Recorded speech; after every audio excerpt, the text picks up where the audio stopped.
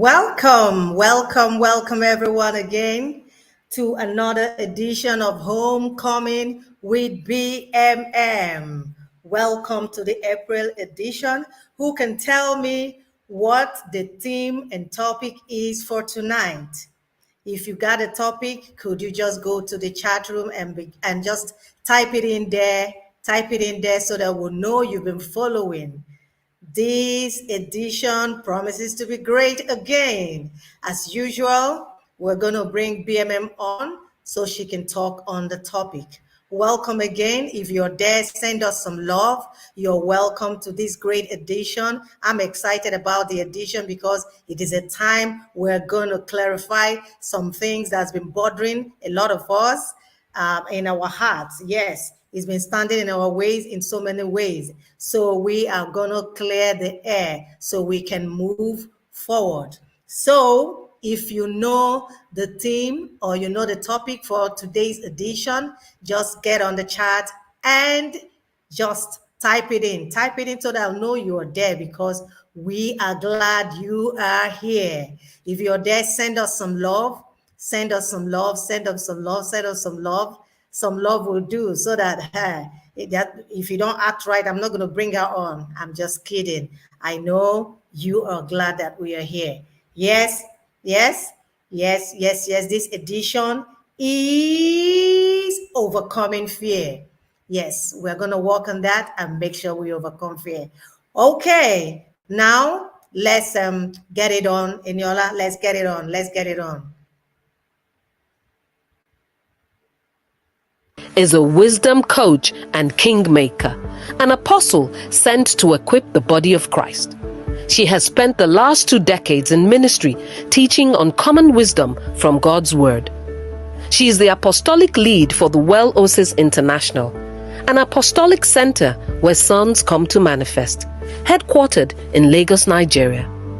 She has led over 1 million individuals to praise, pray, and prophesy kingdom realities for living through her daily live broadcast, Commanding Your Morning, which has aired over 2,000 episodes since its inception in 2017. Bidemi is a member of the John C. Maxwell Founders Circle coaching team. As a trainer, she offers workshops, seminars, mentoring, and life coaching services that aid personal and professional growth through the practical application of leadership principles. She is the CEO of Verbatim Communications and the founder of Dukia Radio, a faith-based, family-oriented, and leadership online radio station geared at empowering every listener with the knowledge to give life full expression. Bidemi is also the Vice Chancellor of Purpose University. With over 150 graduates and counting, Purpose University has a kingdom-based curriculum designed to review how you see yourself to what you are designed and good for. She hosts Nevertheless Podcast, a show dedicated to organic leaders and leaderpreneurs, and Naked at Sunrise, a talk show centered on faith, authenticity, and vulnerability. BMM, as she is fondly called, has authored 25 books, including The Real Rules of Life, Wisdom of the Seed, The Theology of Work, Honor, Bankable, Destiny Navigational Application, amongst others. Bidemi's life work is to help others become. She is married to Mark-Mordi, Senior Advocate of Nigeria, and they have 3 adult children.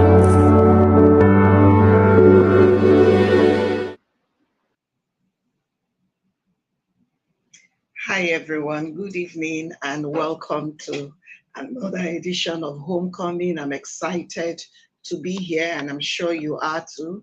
Please remember to share the link, invite your friends and your family to come beam this or stream this on your TV channels or your TV screens so that you can have a family experience around the subject of fear this evening. Welcome. As you come in, please tell us where you're joining us from and tell us why you are here. I know, yes, we're talking about overcoming fear, but why is this topic personally, or yes, why is this topic of interest to you, and why are you here? So tell us why you are here. Welcome, welcome everybody. Thank you, Yinka, for showing up. Thank you, Morimuji.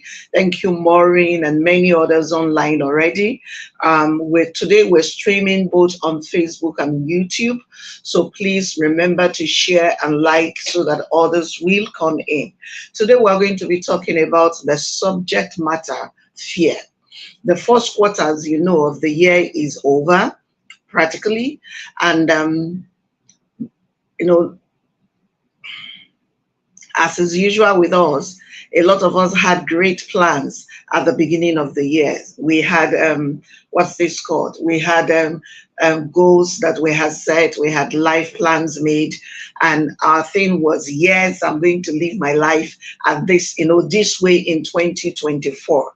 But when April, and April is fast, fast accelerating to its or is accelerating towards its end, and some of us have hit that place where we're standing still now.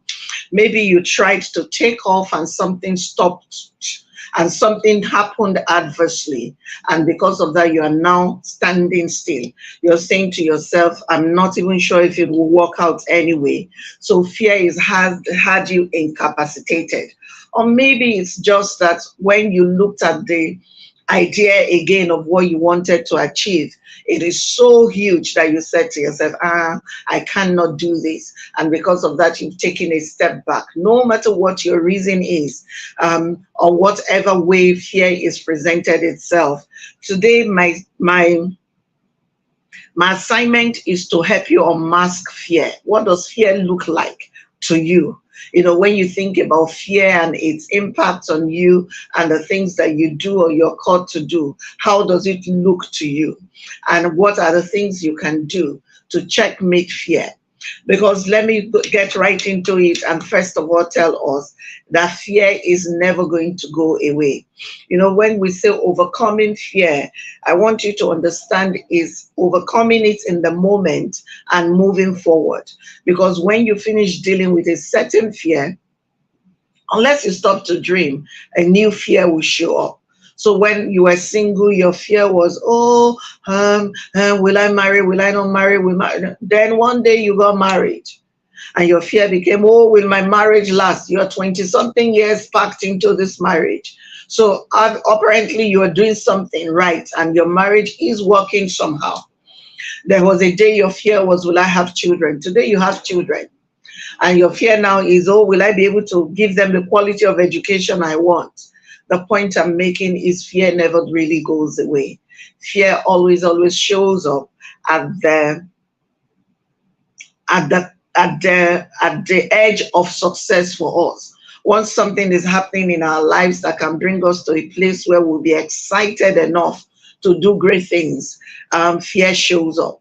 And I'm not surprised that fear shows up because fear has the capacity to stop you. I'm not going to be trying to define fear to you today, but I'm going to say to you that fear is, I don't know, if I had to define fear for the purpose of what we're doing today, fear would be that thing or that emotion that has the capacity to stop you from doing what it is that you have set your heart to do. So to overcome fear, you need to know how your own fear presents. And today I want to show us 5 ways that fear tends to present for me. I can't tell your story, right? So I'll just tell my story and then we'll take it from there. Many years ago,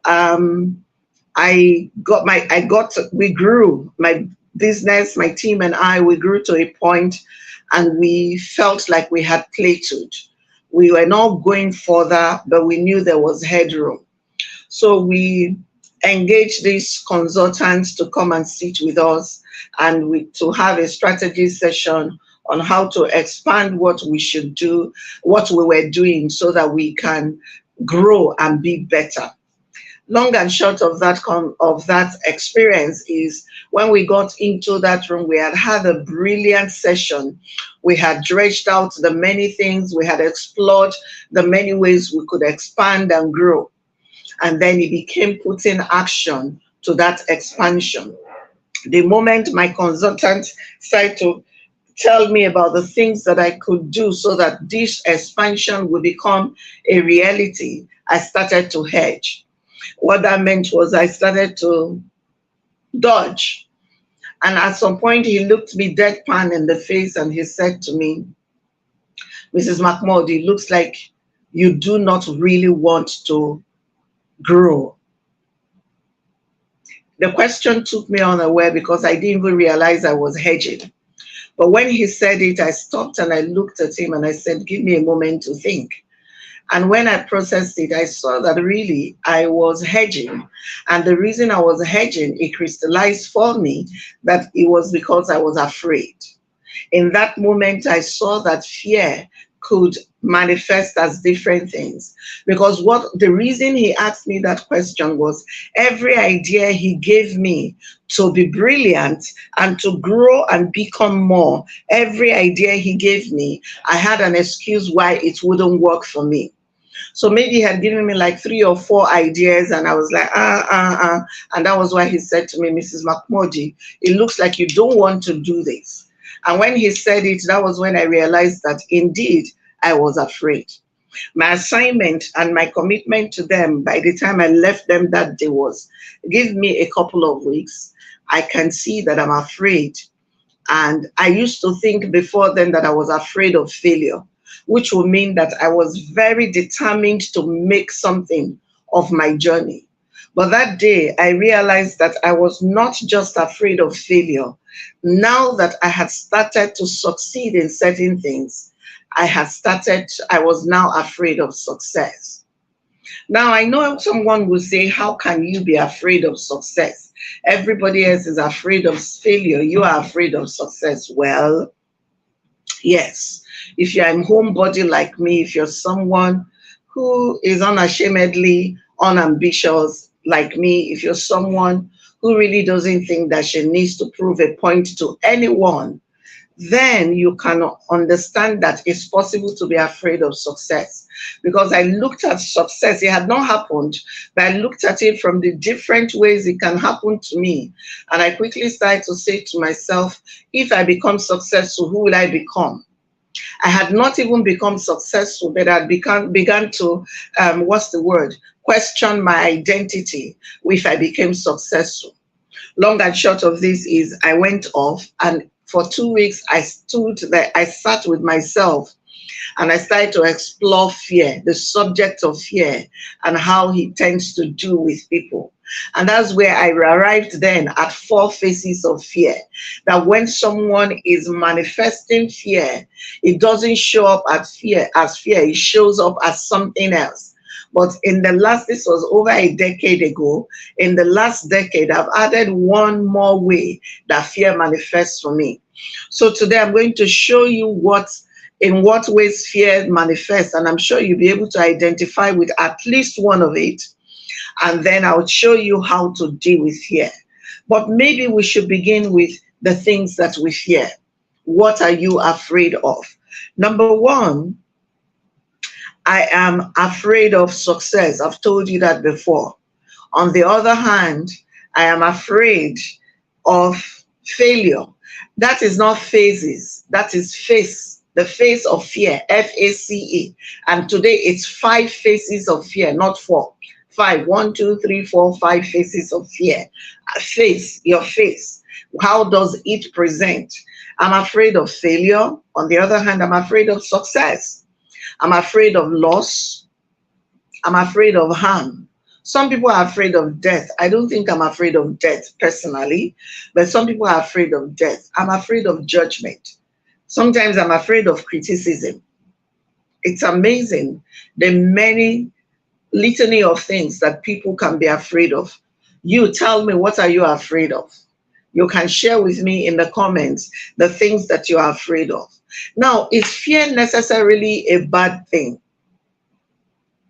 Fear is not necessarily a bad thing, because the Bible says that the fear of God is the beginning of wisdom. So there is a fear that is good for believers or for people. And there is a fear that is not good for people. But until you know what kind of fear is good for you, you may not be able to handle the fear that is not good for you. So fear for me is not all fear is bad. Fear, because fear is a protective, yes, that's how I'll define it. Fear is a protective mechanism that God puts on the inside of those of his creation. God puts a mechanism on the inside of you so that you will know when there is a threat ahead of you, so that you can jump out of the way. Is a point of adrenaline, is a point of the hair on the back of your neck rising, and all of those things. Fear tends to get us out of harm's way. That was how God originally programmed fear, that fear will get you out of harm's way.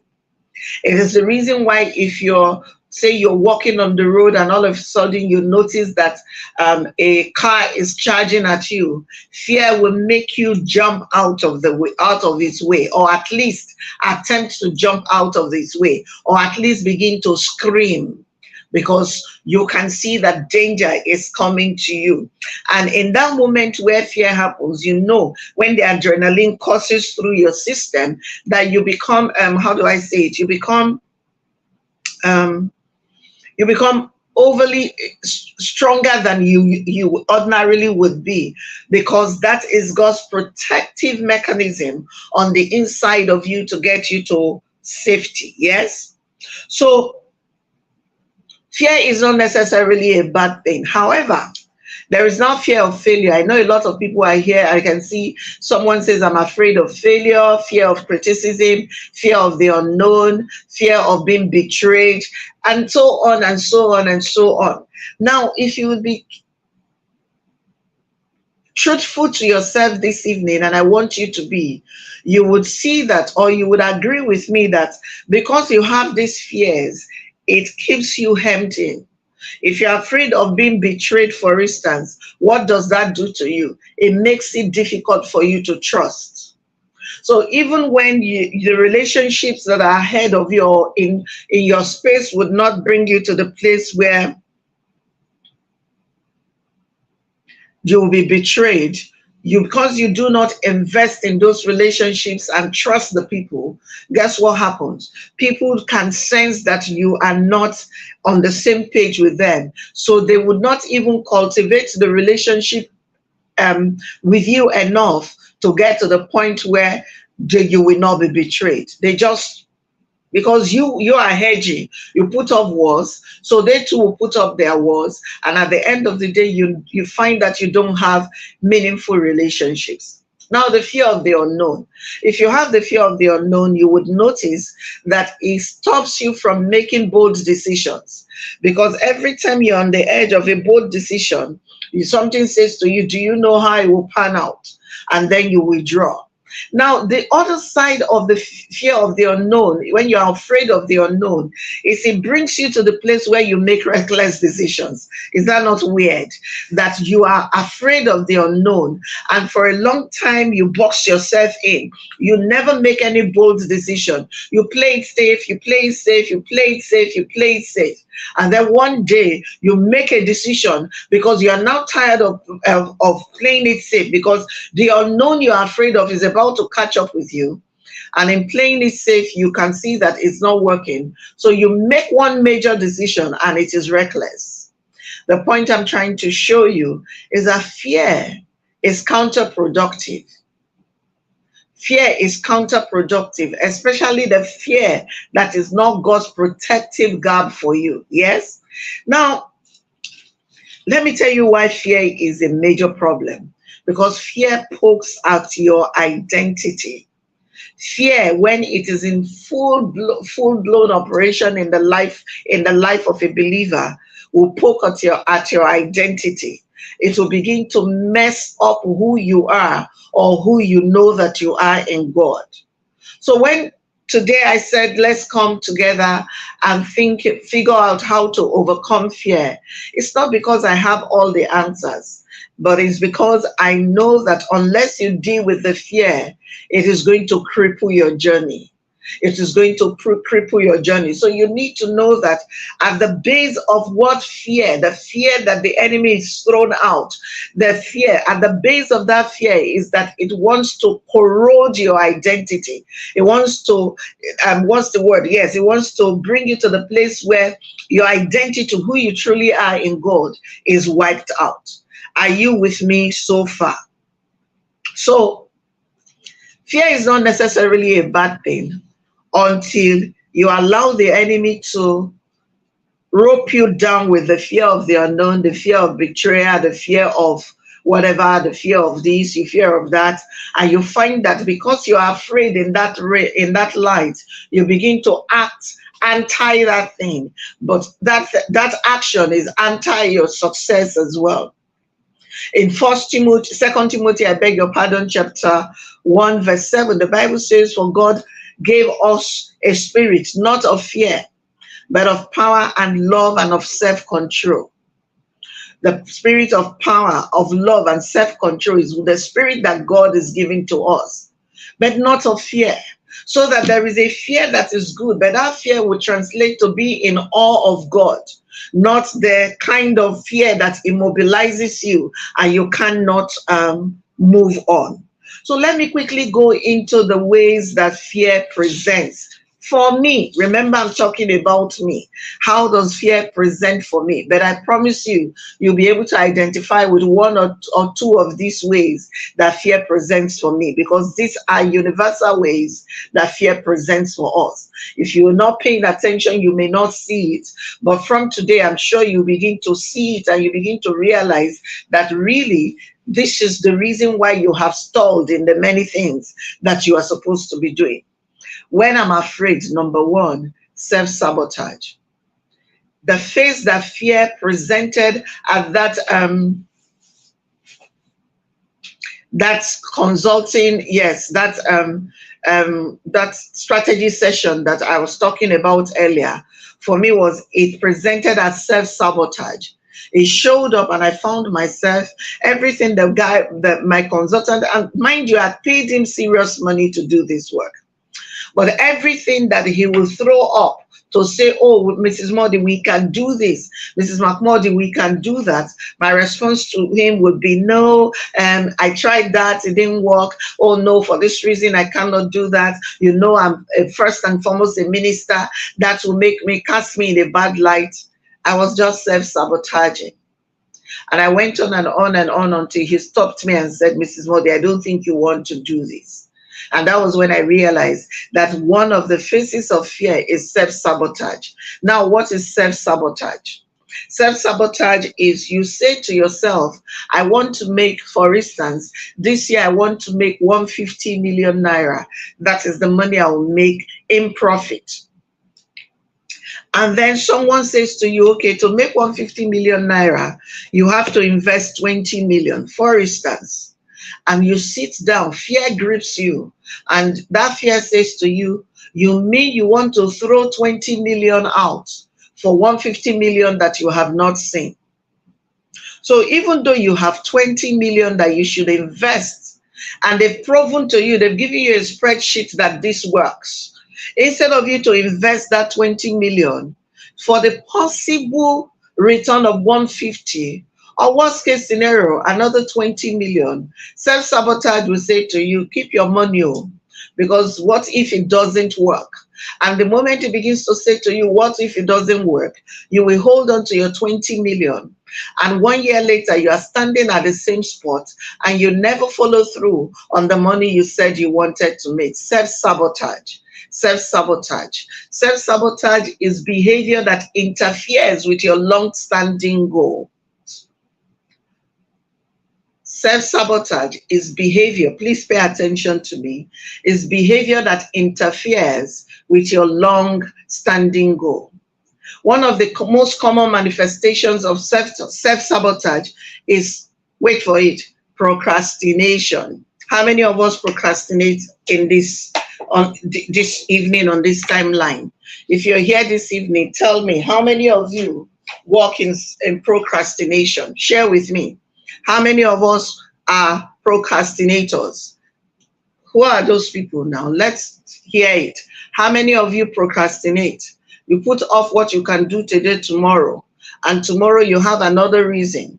The Bible says it like this. It says the lazy man says there's a lion on the street, so he can't go out. Where exactly do you find lions on the street in the city? But there was someone today who woke up in their house today in Lagos and said there is a lion on the streets of Lagos. You know, they'll say it's possible that there is a lion on the streets of Lagos. Or they'll say something like, you see, there's insecurity out there. It's possible I will be kidnapped today if I go out. And because of that, they had a 7 a.m. appointment, which would have meant that if they left their house at 5:30, they will make it to their 7 a.m. appointment, which is likely to move them forward in the actualization of their goals. But they wake up this morning, their real fear is that they may get there and the person they are going to meet with would say no. And so rather than face it, what do? They'll say, see, Lagos hard, so that they will not kidnap me. Let me sit down in my house. And true to type, they won't go anywhere today. I don't know if you have made those kind of excuses before. You know, you self-sabotage behavior that interferes with long-standing goals. I was telling someone that there was a time in my life that I was so scared of many things that if someone, you know, that is someone, I would have reached out to somebody to say, oh, I need to be introduced to XYZ kind of person because I have XYZ kind of products or service that I want to introduce to them. Somebody will do all the work of building me a bridge, will speak to someone to say, oh, I have this product, and would say to me, now I've spoken to them, they've said if you come on Wednesday, you can come and make your pitch. Then fear will grip me. I know what it is that I can do. So it's not that I cannot do what I can do, but then I'll say to myself, what if I get there and my pitch is wrong? What if I do not do well on my pitch? And that day when the meeting is supposed to hold, self-sabotage, I will not go. I will sit down at home, I won't go. If my meeting is at 9, at about 8:30, I will send the person a message and I will say, oh, I'm so sorry, something came up, some kind of emergency. I'll lie on top of it, I cannot come. Self-sabotage is a face of fear that we wear. When we're afraid, instead of braving whatever and going on, we procrastinate. We put off what we can do. We find excuses why the thing that we have not even tried will not work. And because of that, we don't go on to get it done. The second phase of fear is fight. This one, I know this one too well. This one happens mostly in very intimate relationships. Fight. So sometimes I even do it with my team. I used to do it with my team. I'm a lot better, but I used to do it with my team. So we had agreed that as a team, we had sat down and we had agreed that, you know, Sister B, we do XYZ things in the next 6 months because these are our projections. This is how we want to go. This is how we want to grow. So we have agreed that these are the things that Sister B will do so that we can grow. I'm talking about the phase of fight. So they would probably designate one person. Say, for instance, they designate Eniola, and Eniola is the one that is supposed to remind me, tomorrow, Saturday, Stabi, call this person. And then on Monday, Stabi, do this one. On Wednesday, Stabi, do that one.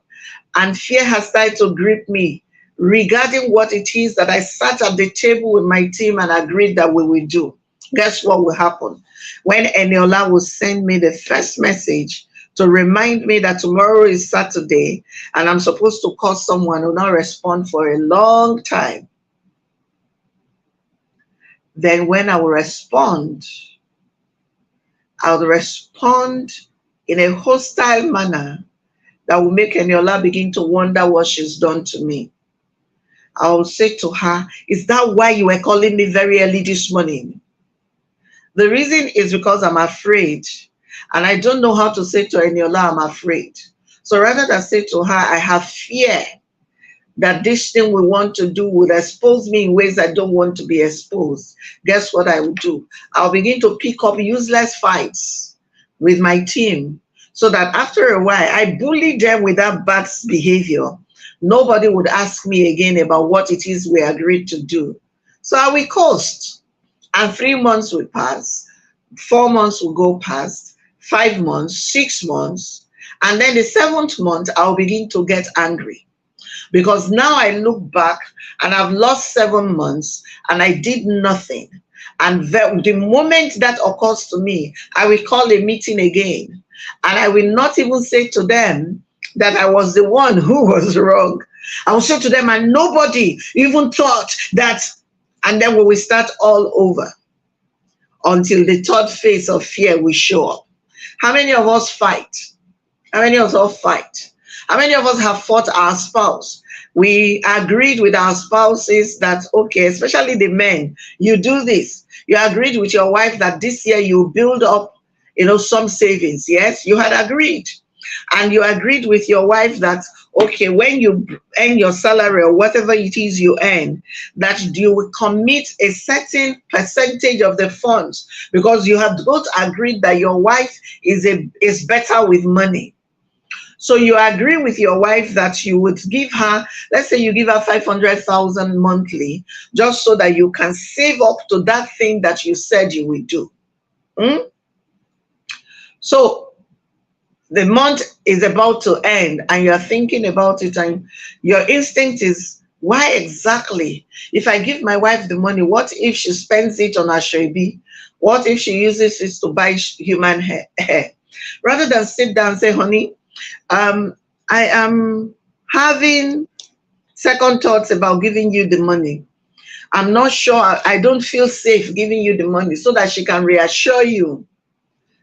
On the 29th, they pay you salary on the 30th, and your wife is very good.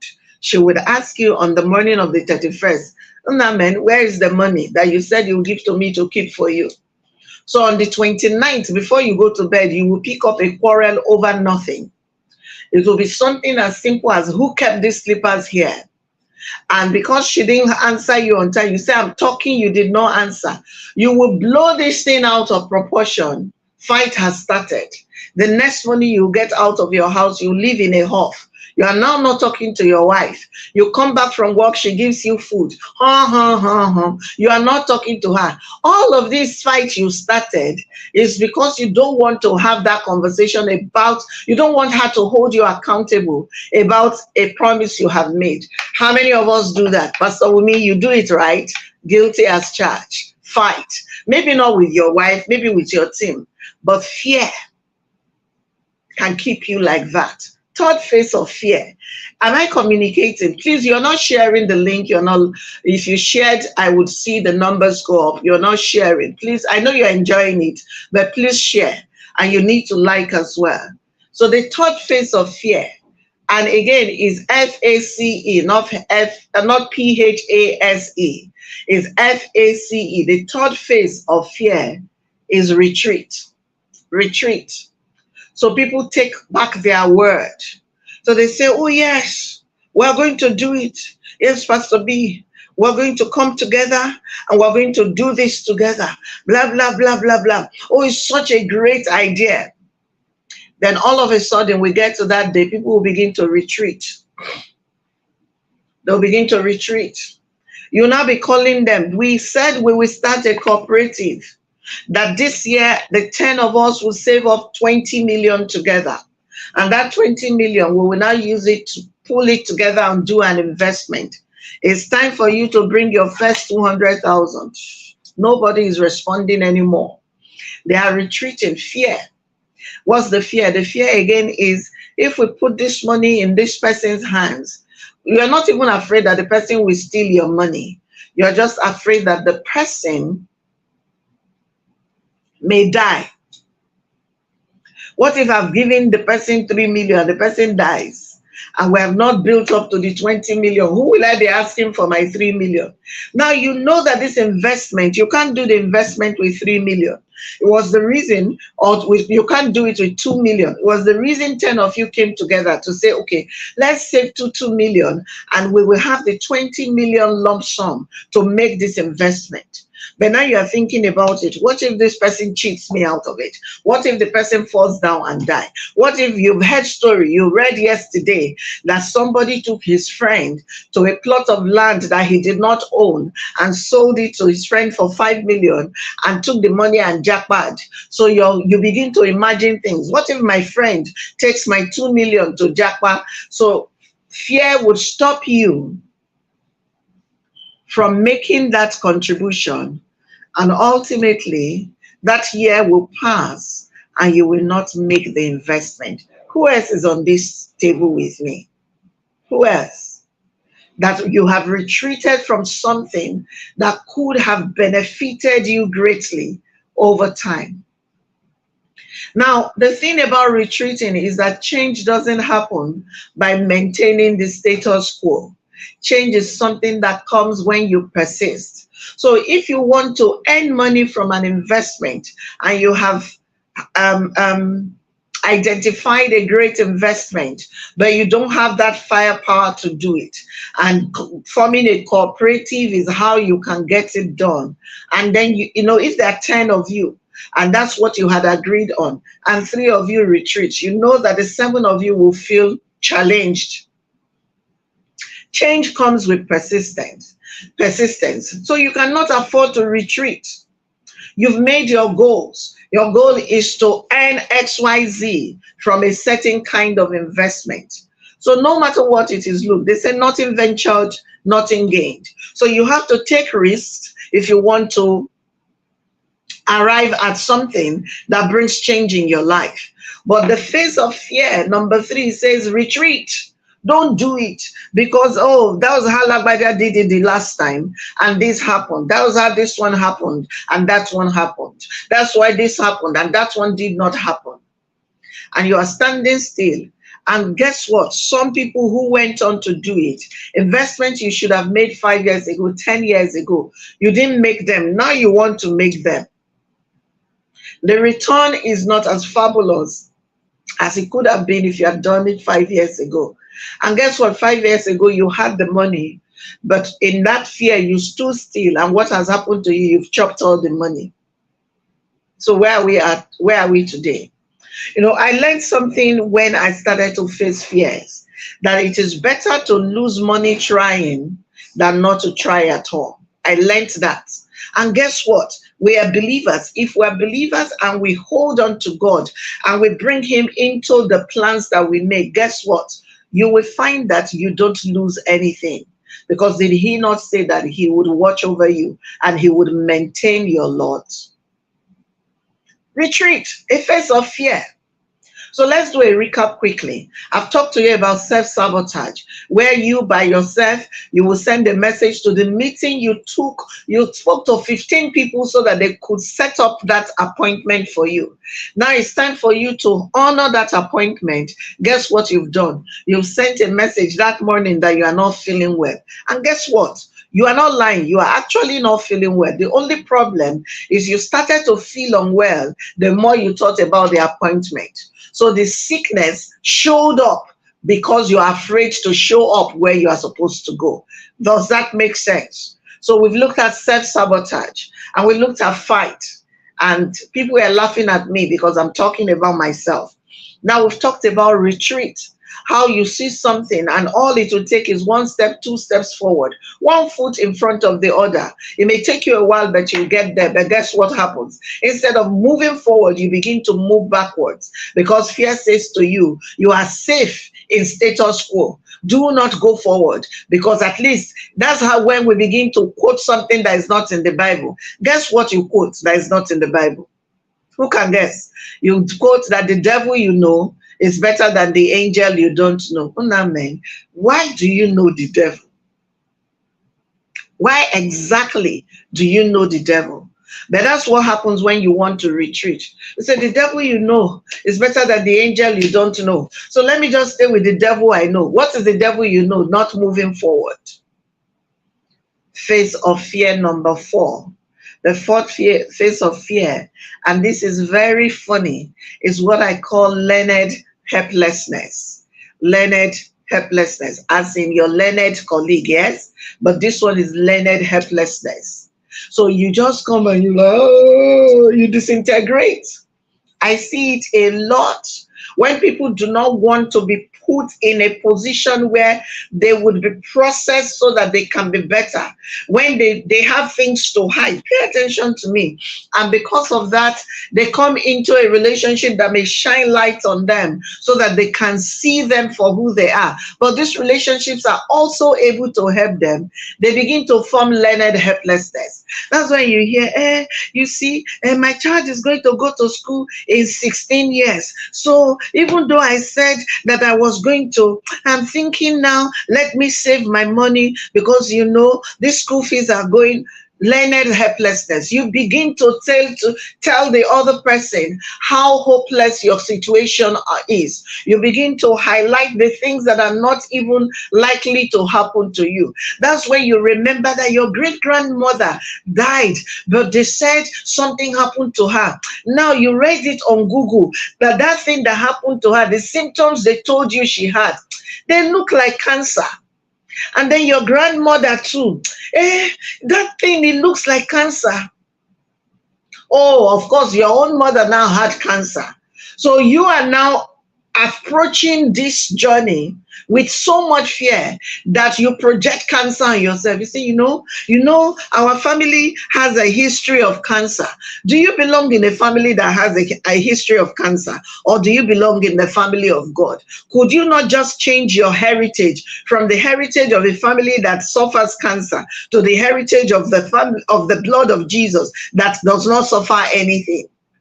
But learned helplessness will amplify the things that are not working. It will amplify the sickness. It will amplify this. It will amplify that. And because of that, you won't move forward. There are people who sabotage their marriage, their relationships that could have led to marriage because they were afraid that their family has a history of broken marriages. So even when they found someone who was good enough to marry them and who loved them to bits and was willing to stay with them all their life, guess what they do? They sabotage that relationship. The face of fear, learned helplessness, they messed up the relationship. And when their friends sat them in the room to say, why did you do this? They said, you don't understand. You see, in our family anyway, marriage doesn't work. So since it looks like he's like that, he did that, maybe it is actually better that you don't marry just so that you don't. So for fear of heartbreak, for fear of what might not work, you did not give what might work a chance. 4 phases of fear so far: sabotage, fighting, retreat, and learned helplessness. You learn, you calculate, you put it together, and then in that place where you put it together, you begin to manifest it. People will begin to pity you. That's when all your stories are soppy stories, but you are lying to that person, or you're amplifying what does not exist because of your fear. Learned helplessness. This is the new phase that I'm adding today. And that one is called recklessness. Recklessness. Now, the thing about fear is people would always say to you, do it afraid, do it afraid. And that is great counsel, unless you are not, it's great counsel if you are self-aware. But it is terrible, do it afraid is terrible counsel if you are not self-aware. What do I mean? So you've been afraid that something is coming to get you. So one day you woke up, you were tired of being paralyzed by fear. So someone counseled you and said, jump anyway. So you did not make any, you did not put any plans in place. I mean, if you're going to jump from a 20-story building because you wanted to do it afraid, at least let people down know so that they can put those bouncing whatever to catch you when you fall. So at least if you don't die before you get to the bottom, at least that thing will catch you. Your bones will not be broken. But you make a reckless decision. Say, I'm doing it afraid. So you jump from the top of the building without asking anybody to put up a safety net for you. Guess what? You will scatter to pieces and your fears will come true. Recklessness. How many of us have made a reckless decision before because we were running from fear? How many of us were running from the fear of, hey, I'm growing old, and maybe if I stay one more year, maybe I will never find someone to marry me again, and they married their enemy? How many of us have seen, okay, it's not you, you know someone who made that kind of reckless decision? How many people have made the reckless decision of, well, time is going, I'm afraid that I may not marry, or someone will not marry me. So the first bozo that showed up that said to you, if you are pregnant for them, they would marry you, you get pregnant for them, and they disappear into thin air. And so now it's not only that you are not married, you are now a single parent on top of it. Every other chance going forward, how many of us have made reckless decisions? Okay, not you. How many of us know people who have made reckless decisions before because of fear? We are having conversations, so I'm watching the comments. How many of us know at least one person who recklessly made a decision simply because they were running away from fear? Or they were afraid of something else. Yes, I've seen. They become reckless. They become reckless. Years ago, I heard of someone who was told that he had a disease and he was dying. And the only way he knew to deal with that possibility of dying was he broke his marital vow and he started to sleep with any and everything on the face of the earth. As we speak, it's over like 7 years. He still hasn't died. But now he's dealing with a terrible marriage. Because out of fear that I'm dying, he decided to try to prove to himself, not to anybody else, that he was a man. When we are afraid and we allow the fear to paralyze us, people will say to you, do it afraid. And in a bid to do it afraid, you can become reckless. Here's the point that I'm trying to help you make. The point that I'm making to you and I'm trying to help you see is the fact that to deal with fear and overcome fear, you have to be self-aware. You cannot overcome fear by making an on-the-fly decision. You cannot overcome fear by setting up barricades around you and not allowing people access to you. It doesn't overcome fear. You just exchange one fear for another fear. You cannot overcome fear by self-sabotaging. At least go and let it be that they said no to you, because I saw someone put in the comments, the fear of rejection will make you self-sabotage. Now, at least when you go and they say no to you, you will come back and say, I went, but they said no. That is a whole lot better than you give someone, you bet for an appointment and you finally got that appointment, but you did not show up. Tell me how you think you are rated on the other side. They rate you as not serious. And when you come back, after you have listened to me talking about overcoming fear now, if you try to make that appointment, that person may take a while if they would give you that chance again. Remember, we talked about opportunity last month. So how do I deal with fear then? That's the question, Abby. How do I deal with fear? When I asked how many people, what you were afraid of, a ton of you said that you are afraid of failure. And at the base of every kind of fear is that something will not happen or something will happen. So let's just begin by saying that in overcoming fear, you must start with acknowledging that failure is part of life. Sickness is part of life.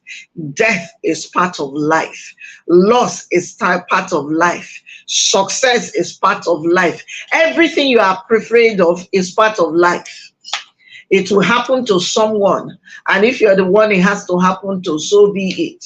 You must acknowledge, make peace with the fact that these things tend to happen. That marriages fail is part of life. That people die is part of life. So whatever your fear is, that people are betrayed is part of life. That people are unduly criticized is part of life. It is someone who's alive that is prone to experiencing that thing. And since you are alive, it's okay if you get to experience it. It shows that you are alive. How many of us see that? That's number one. So acknowledge that these things happen to human beings who are alive. And since you are a human being and you are alive, it is possible that it will happen to you. Number two, own your peculiar fear.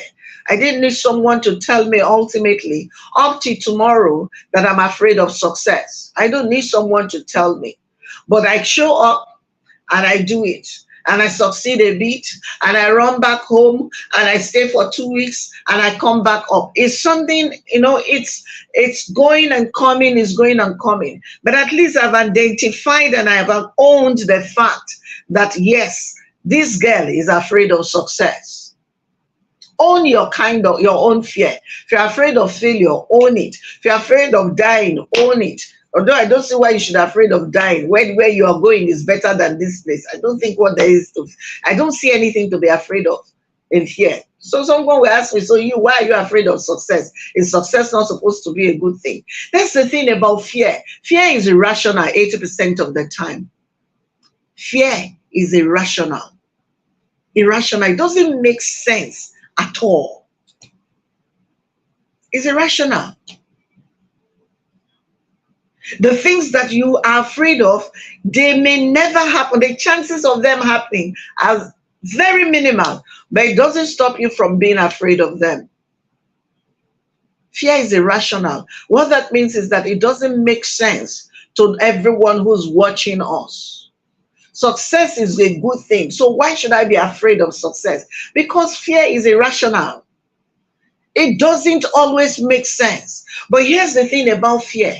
As long as you have the fear, you have it. It doesn't matter what your bishop drinks. It doesn't matter how anointed your bishop is. If you have a fear, you have a fear. Fear is irrational. It does not make sense. So own it. When you own it, it's like an alcoholic that has told everyone, I'm an alcoholic. So they know when they're coming to your house or they're asking you out to go out with them, they know not to take you to a place where alcohol is sold, or they know to keep you at a table where there will be no alcohol. They know those things. Why? Because you have acknowledged that this thing, I have a proclivity to get in trouble with this thing. It's the same thing with fear. We all need to own our fear. And then number three, find a reason stronger than what you fear. So how do I deal with my fear of success? It's weird, right? Even as I'm saying it is weird to me. People are afraid of failure. I'm afraid of success. So how do I deal with my fear of success? I found a reason bigger than success. What is a reason bigger than success? Obedience. So because I know that I have the tendency to be afraid of succeeding in the things that God has called me to do, I realized that I had to find a reason stronger than I want to succeed. Because unlike many people, I really am not crazy about success like that. Does that make sense? So I had to find something stronger than success for me. And for me, the thing that is stronger than success is obedience to God. So even though I really don't mind not succeeding at a thing, I have to succeed at it because it's the only way that my obedience in God will be complete.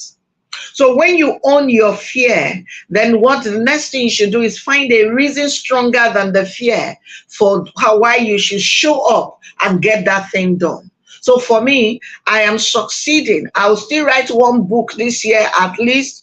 God helping me, I'll write two this year. Even though I'm not really, I'm not ambitious like that.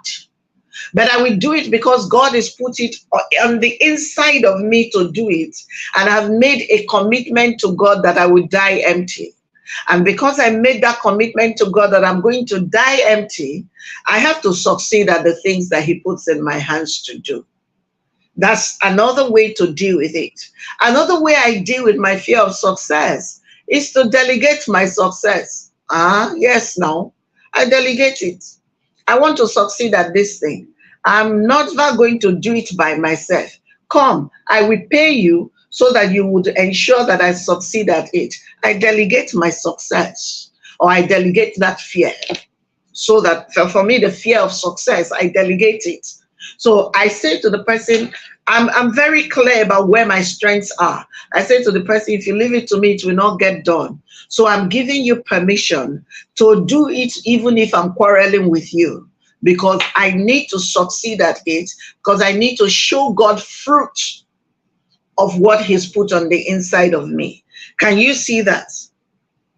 So I have found something that is higher than that fear to keep me going. Number 4, think through to the end. Think through to the end.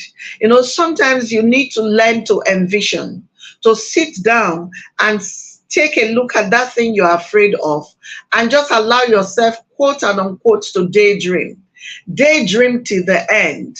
When you daydream to the end, see how it makes you feel when you arrive at the end of your goal.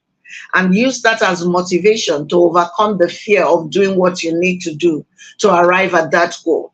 So think through to the end. Draw for yourself a picture.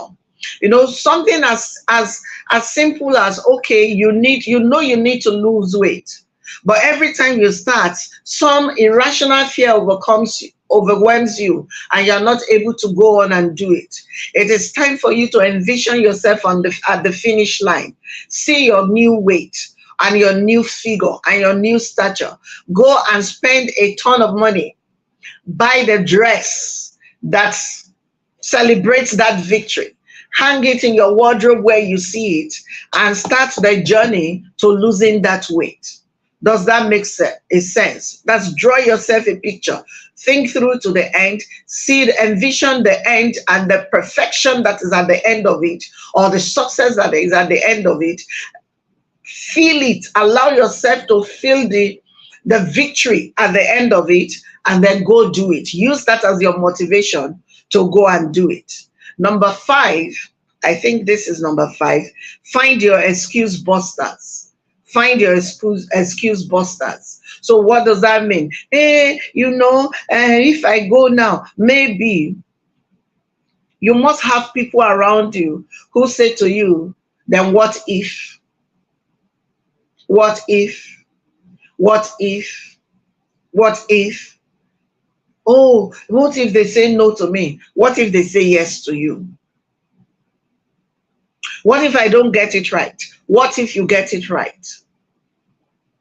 There must be a reinforcing voice that you hear that would help you overlook your excuses, so that you can flip whatever it is you're afraid of and go and get it done. Excuse busters, not boxers. Busters. Excuse busters. Go and look for them. If it's a man, if it's a friend, if it's a sister, if it's a spouse, look for those people who hype you enough to help you see that you have the capacity to get it done. Number 6, stay away from making life-changing decisions when you are paralyzed in fear. See, even in fear, I like to make decisions. I like to go and come back to my decisions. So, okay, I know I'm afraid. I've been afraid of the unknown. I've been afraid of the unknown. Now I need to make a decision. I can reach a decision, but I will run it through filters. I will ask other people for counsel. And the reason I will do that is because I know that I'm walking in the grip of fear. And if I'm walking in the grip of fear, it is possible that my decision is a reckless one. So when you ask other people, they help you take it through, take it apart and take a look at it again and say to you, no, you didn't do it this way. You didn't do it. You shouldn't do it this way. Try and do it that way. Oh, that's a good decision. But how about you do it this way? Because the Bible says in the multitude of counsel, there is safety. Now, I've told us that fear is about your identity. Never forget that. So self-awareness is critical in overcoming fear. Now, I said in my notes, I said, give other people the power of attorney. That is, give them permission to make strong decisions on your behalf. See, when I know that I should make a money decision, but I'm dithering, back and forth. I'm afraid to make that money decision because I'm holding on to what I know I have in the bank rather than put it as a seed down for my future. I delegate my power of attorney. I give someone the power of attorney. I can say to Maureen, please, I need to pay this person 200,000. Pay the person for me. I hate to owe. So Maureen pays the person on my behalf, and that means whether I like it or not, I now must pay Maureen. So whether I like it or not, in Maureen delegating that power of attorney to Maureen, this decision I'm afraid to take, I've taken it in a roundabout way, but I've gotten it done anyway. So you need to learn to trust people enough to delegate your power of attorney to them, to say, make the decision on my behalf. And even when they make the decision and is less than what you would have made, it's okay. Because you know that even though you could make the most brilliant of the decisions, you don't make them anyway. So if someone made 80% a good decision for you, where you would have made 110%, at least you are 80% further from where you were standing, considering that fear will not let you make that decision. The final way that I want to show you to overcome fear is to do what you can in the moment. The Bible says sufficient for the day is the evil thereof. Some of us are paralyzed with what will happen tomorrow. And because they're paralyzed with the fear of what will happen tomorrow, they have not lived today. So how about you live today? I say to people that if you live today and you died today, at least they will say you died before because you lived. What's the point of living 10 days more and you did not live any day anyway? So yes, it may not happen. Yes, but what if? So what about you? What if you just live for today? Block from your mind the possibility of what will happen tomorrow and just live for today. Live for today does not mean you become reckless. It does not mean that you throw your money out. It doesn't mean, it's just that do what you can in the moment. Take decisions in this moment and deal with it now and get it done. When all is said and done, identify your fear. Trust God. Trust God, what God has said concerning you, and seek God's face for your help, for you. Before I came on today, someone called me, and from the tone of their voice, I can tell that they are under pressure on whether to make a decision or not make a decision. So they had talked to me, I let them talk. I didn't contribute much. And they said thank you to me and they dropped the call. 2 minutes later, I pick up my phone and I send them a voice note. And I say, hold your hands and pray and commit the deal to God. Because no matter what, that is the best way to go when it comes to fear. The Bible says He's not giving us the spirit of fear, but of power and love and of a sound mind. So you need to know that if you go to Him and say, Lord, I'm afraid, He's not afraid of what you're afraid. He will find a way to help you. There's so much that we can talk about when it comes to fear, but this is where I'd like to land it today. Remember that fear corrodes or tarnishes your identity. So self-awareness is critical. Remember that fear is irrational most of the time. So it's not logical when people are afraid. What that also means is that when we're around people and fear grips them, let's not huff and puff, because it may not make sense to you. It makes sense to them. Because otherwise, why are people afraid of spiders? Tiny, I'm not talking of the big gigantic things, those tiny ones in your house. Some people see a spider and they fly out of their room. Why? Spiders that some children will pick up and hold in their hands. Some people are so afraid of spiders because fear is illogical, is irrational, it doesn't make sense 80% of the time. So when you are around people, just own your fear and tell us about your fear. Now that we're educated about it, we will not turn up our noses around you. We will look for ways to help you. We looked at 5 ways that fear presents: self-sabotage, fight, retreat, learned helplessness, and recklessness. I would wait to take your questions, but this is all I have got today on homecoming for, as regarding fear. If you've been blessed, please let me know. If you have a question, please begin to collate, ask your questions so that I can answer them. But here is where I'll stop for now. Eniola, what is next that we need to do? Please ask your questions.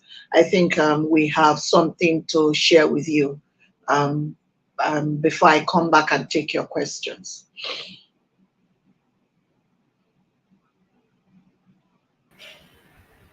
Hello, everyone, again. Oh, BMM. That one gripped me. Well, today I have something for you, and that is the purpose bundle. If we do not want to rest in that bosom of self-sabotage, that is one thing we need. Have you been asking the questions, or you've been in this place where you're saying, I thought discovering my purpose will change my life. Why is my purpose not delivering on all fronts? Why is living a life of purpose difficult? This life of purpose isn't paying off. I am sick and tired of this life of purpose because this and that and that. This is what you need to do. Buy the purpose bundle course. Do you know what baffles me most about this purpose bundle course is the fact that it has 22 series videos. 22. And guess what again? You have a lifetime access. 22. I didn't say 10. I didn't say 15. I didn't say 20. I said 22. 22 different videos on purpose. Tell me why you won't grab purpose. And let me tell you what you'll get when you get this purpose bundle. It will for sure put you in a place where you will exercise living purposefully and powerfully. To live powerful is to live purposeful. I'm sure you always hear BMM say that you should live a life of purpose and a life of power. The only way you can do that is to get on this purpose bundle. Get it for yourself, get it for your brother or your sister. Just call 080905635 I'll say it again, 08090563555, and the price is just 30,000. Thank you. Let's have the question for BMM, please. All righty, I'm back. Do you have a question for me? What Ngozi is showing you is the purpose bundle. We actually call it the Leaf Powerful Bundle, but it's many things about purpose that I had done over time. And when you buy that bundle, you have lifetime access. Someone asked me, why are you selling every homecoming? And I'm saying, why not? Did I not tell you that I've delegated my success, my fear of success? I've delegated my fear of success, and this is what my coach asked me to do. So we're going to be doing it every time we come, and there are no apologies for doing them. If it's something you need, you better buy it, because it may not be that amount in the next time we come. So the Live Powerful Bundle is 22 different expressions of how to live a life of purpose. 22 different expressions. I talked to you about many things about purpose. All your questions about purpose can be answered in this bundle. It is not Purpose University, but it's a bundle that tells you everything about purpose. Number one is a self-paced, and number two, you have what we call lifetime access. That means if you buy it, nobody is going to take you out of the class. So at whatever point you have the time to go and listen to the teachings, and then take your notes and go run with it, you can do that. Now I'm back. If you have questions, please ask me your questions. I've talked to you today about overcoming fear. What are the questions you can possibly have? If you have a question and you want me to answer, please ask your questions. Any questions, please? Questions. Questions. Any questions?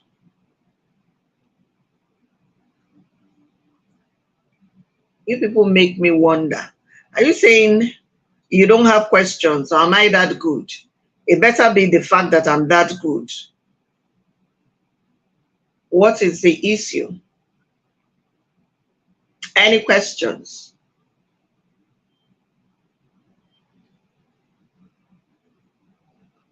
Okay, so we have 10 minutes if there are questions. If you have questions in 10 minutes, if we don't have questions, then we will shut this down.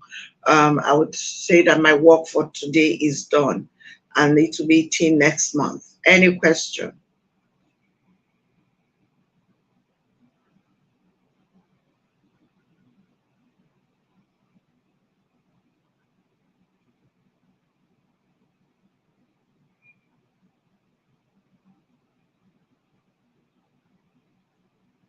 How do you deal with other people fear of you? I don't think that you can legislate for other people's fears. You can help them see that you don't bite, but I don't think that then you can legislate for them. So they're the ones that need to come and take this class by themselves and deal with their fear. If you are afraid of me, you're afraid of me. I can't help you there. You know why? Because fear, remember I said fear is irrational. It's not because I have horns that you're afraid. It's because you have an irrational fear, perhaps for some kind of person or some kind of authority figure or something. We can just let them know that we're human, but I don't think that we can do anything for someone's fear. We can put them at ease around us, but that's about all that we can do. So, yes. Thank you, Tony. She says, I'm that good. Yay. So tell me, am I that good, or is it that you don't have a question, or is it that you did not listen properly? Or are you going to go back and listen? And then by that time, that opportunity to ask questions would have expired. Because I think they are going to send you the replay of this today's homecoming event. Any questions? Sometimes fear makes us miss opportunities, and leave too much money at the table. Yes, that's your walk away. Very true, Maureen. And I can't tell you how many meetings I bungled and I didn't show up for simply because I was afraid. Who knows what would have happened with them? But I didn't show up. So that's left for the history books. I cannot tell you whether it would have helped me or it wouldn't have helped me. So that's now something I have to always imagine. So better to just take the opportunity in the lifetime of the opportunity and do it with your knees knocking, but do it anyway. Just wear a flowing skirt or wear baggy trousers, but do it and do it afraid. Yes? Not reckless, afraid, not reckless. Any other question? Do we have any other question, please? Any more questions? Any more questions? All righty. I think that my work here is done. Thank you so much for joining Homecoming, the April edition. As the Lord tarries and He gives us grace, I'll be here in May again for another episode of Homecoming. Thank you. Remember that we just introduced to you the Live Powerful bundle or the Purpose bundle. And if you buy it, you have lifetime access and it's going for 30,000 naira only. 22 different episodes of my teachings on purpose. I believe it may not be exhaustive, but it does a lot, answer a lot of questions you may have when it comes to purposeful living. So take advantage of it today. I do not think that it will remain at 30,000 for all time. And if you want to do that, reach out to 0809 056 3555. 0809 056 3555. Thank you so much for those who have shared their walkaways. Thank you. God bless you. I'll see you next month on another powerful and impactful episode of Homecoming. God bless you and may those blessings manifest. Bye-bye.